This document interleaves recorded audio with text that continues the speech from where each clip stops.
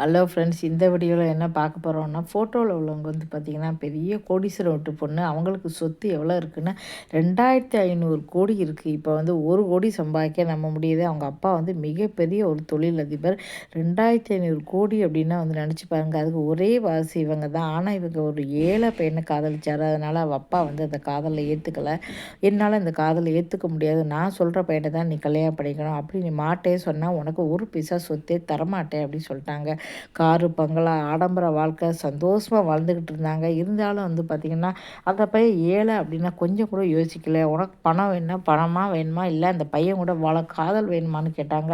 ஆனால் அந்த பொண்ணு என்ன சொன்னாங்க தெரியுமா, எனக்கு எந்த 2500 கோடி சொத்து எனக்கு வேண்டாம், எனக்கு நான் உண்மையாக அவனை காதலிக்கிறேன், அவங்க கூட தான் வாழ்க்கை ஃபுல்லாக வாழணும்னு ஆசைப்பட்றேன், அதனால் எனக்கு காதல் தான் முக்கியம், பணம் முக்கியம் இல்லை அப்படின்னு சொல்லிட்டு வீட்டை விட்டு வெளியேறி அவரை வந்து இப்போ திருமணம் பண்ணிக்கிட்டு இருக்காங்க. இதுதான் வந்து உண்மையான காதல் சொல்லலாம். ஏன்னா 1 கோடி 2 கோடியே அவங்கவுங்க விடமாட்டாங்க. 2500 கோடி அப்படிங்கிறது நினச்சி கூட பார்க்க முடியாது. 7 தலைமுறை வந்து உட்காந்து சாப்பிட்ற அளவுக்கு அவங்களுக்கு வந்து காரும் பங்களாவும், அவங்க எவ்வளோ பெரிய ஆடம்பர வாழ்க்கை வந்து வளர்ந்துருப்பாங்க. எப்படி வந்து சின்ன வயசுலேருந்து எப்படி வந்து வளர்ந்துருப்பாங்க அவங்க.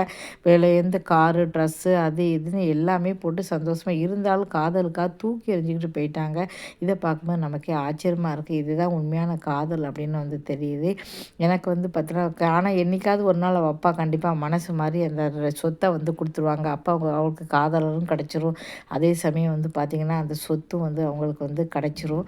காதலரும் கிடச்சிரும். இதே அவங்க வேண்டாம்னு சொல்லிட்டு அப்பா சொல்கிற பையனை வந்து கல்யாணம் பண்ணால் பணம் வந்தால் கிடைக்கும், ஆனால் காதல் வந்து கிடச்சிருக்காது. அவங்க எடுத்துருக்கிறது ஒரு நல்ல முடிவு அப்படின்னே வந்து சொல்லலாம்.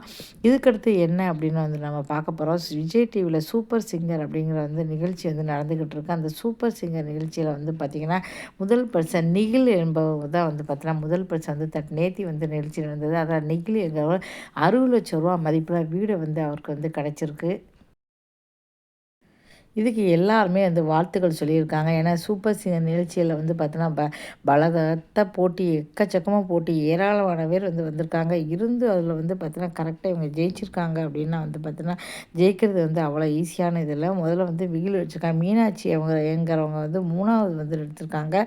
இப்போ 2வது பரிசு உள்ளவங்களுக்கு வந்து 10 லட்சம் ரூபா வந்து பரிசு உண்டு. இப்போ வந்து நிகில் அவங்க ஜெயிச்சதுக்கு எல்லாருமே வந்து வாழ்த்துக்கள் வந்து சொல்லியிருக்காங்க.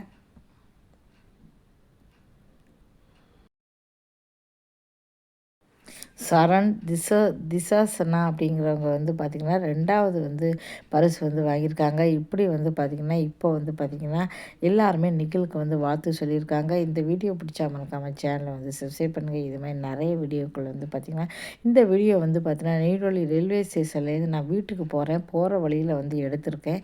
பாருங்கள். நன்றி, வணக்கம்.